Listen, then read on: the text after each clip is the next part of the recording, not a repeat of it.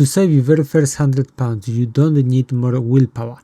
You just need to stop the hidden leaks that are quietly draining your vault every month. In this video, I'm going to give you my 2026 kill list, the exact 5 things I cut to save my first £100. I will also show you how to use a virtual shield card so those companies can never sneakily steal from you again. So the very first item on our kill list will be Ghost subscription. An average person in UK or in US have between 3 to 6 subscription every single month. The problem is not to pay it. The problem is that from those 6 subscriptions, or you generally, or most of us using maybe 1. Plus what I'm doing now, I let's say signed for something. I didn't touch this application for, don't know, 2 weeks, 3 weeks. Set the boundaries yourself, whichever fits you the best. But for me, it's 2 weeks usual. If I won't open this application for next 2 weeks, delete it. Cancel the subscription, delete the application. You can always buy the subscription again. No problem with that. But if I use it once, there's no point to give them money for free. The second one is a convenience tax. We're talking about application like Uber Eats, DoorDash, and so on. Why? I know that sometimes we're coming, we're being lazy, we're being tired, and you're just looking for that convenience. Pick up the phone, open the application, let me order the food. By within half an hour or something we have a food, fine. But the problem is that we don't realize that, let's say we order a kebab, which one gonna cost you £15. The problem is that in those £15 there's a delivery fee, there is a service charge, and so on. So from those £15, you know very well that if you walk to that kebab shop, probably you will pay half of the price. And if you're eating that every once, 2, 3 times a week, suddenly from those £5 extra or whatever they charge you extra on top, it's gonna add up to 10, 15, 20 pounds, and at the end of the month that could be even 50 to 100 pounds that you're losing for what?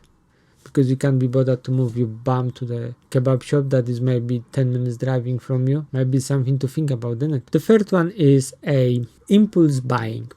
Let's say you're on the Facebook, on any social media, and now we know that the lovely algorithms are so precise that they're gonna find the perfect product to show you at the perfect time, because they're not listening to us even, and you may think like, yeah, that's what I need. Do you really need that? What I done to stop me from that? I create a virtual card on my Revolt application, and whenever I want to buy something, I'm using that card. The problem is that if there is no money, I can't buy anything, and that's what stops me from 80% or 90% of my impulse buys. Targeted ads that are designed to target and take money from us. Probably most of us gonna buy the stuff, and then they're like, for what I spend that 20, 30, 50 pounds for stuff that I don't need it. The next one is something that I've been guilty for many years, and I just realized that recently how stupid and donkey I was by doing this. I call that tech status. What do I mean by this? Every year we're getting a new phone, new laptops, new TVs, and so on. What for is that? To take the money from us. For many years I was buying the latest phone because I just need it. I thought that when I have that newest iPhone or newest Samsung, I'm better. But is it really worth to paying that? Especially like back in the days, you could get a latest, let's say, iPhone with a contract for 12 months or 24 months for like maybe £30 a month. Today, even when I was looking, because I'm using my refurbished iPhone 12, and I was looking, maybe I should upgrade to maybe iPhone 16 Pro Max or maybe iPhone 17. But when I check the price, like £70 a month for next 24 to 36 months, I say no. I put it £10 SIM card, that's all what I need, and my iPhone 12 does the same job as my iPhone 17 Pro Max. Most of us, we don't need that technology. Myself, I was guilty of that as well, and I was using it to take the picture for messaging and for phone calls. Don't need the latest technology, don't need to spend 70 quid every month for that. The other thing I stopped doing is I stopped taking the insurance for the phones as well, because I remember a few times it happened to me that I took the insurance with my bank, I took the insurance with my company I was taking the contract for the phone, and I was paying them the money. But the problem is that when my phone broke and I want to claim it, I went to them and I was like, okay, my phone broke down, I don't know, the screen broke down or whatever, can you fix it? And they said, yes, that's gonna cost you another 50 or 100 pounds on top. I'm like, wait, so I'm paying you 10 pounds, 20 pounds every single month. It broke, I still need to pay another 50 quid on top? I said, no. That was the last time. The moment I received the phone and everything was fine, I canceled the insurance. Because I said, if I will pay 10 or 20 pounds a month for 12 months, yeah, that is 120 to 240 pounds at the end of the year. I have enough money to go and fix it myself. The same stuff. The next one is, let's call it a convenience supermarket stuff. How many times you end up in the shop and you've been like, should I buy the garlic as a clove in one piece, fresh one, nice one, or should I buy the powder one?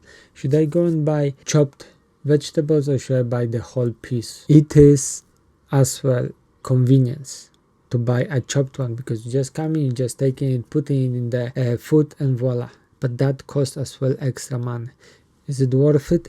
Think about it, because you may save just by that another 20, 30, 40 pounds at the end of the month as well. Maybe sometimes it's even better to buy a frozen stuff than a fresh one. If you know that you won't use, for example, the whole broccoli or something, buy a frozen one. You just go, you just take a bunch and just use it wherever you need. And then you don't need to waste the food, you don't need to waste the money. Maybe sometimes it's better to chop it yourself than to buy a ready-made, nicely packed plastic one. So those are 5 things that I would kill straight away, that where I will be looking for my very first 100 pounds that I could save in 2026. I know that you may think like, oh, I just saved £5. Yes, but it is £5 already. If you couldn't save even that £5 today, that £5, if you save it, it's a massive win for you. £5 today, £5 tomorrow, £5 the day after. It's gonna turn into £100 easily at the end of the month, and the snowball effect will carry on. £100 at the end of the month, but at the end of the year is over £1,000 already as well. Start small and start building that momentum that you may end up with a massive snowball effect at the end of the year. But at the same time, you will see plenty of people saying, oh, how I save 10,000, 20,000, 50,000, 100,000 at the end of the year. In this video, I'm gonna show you why setting goals like this, it's a terrible idea, and why you shouldn't do that, how to plan that and manage that is gonna work for you.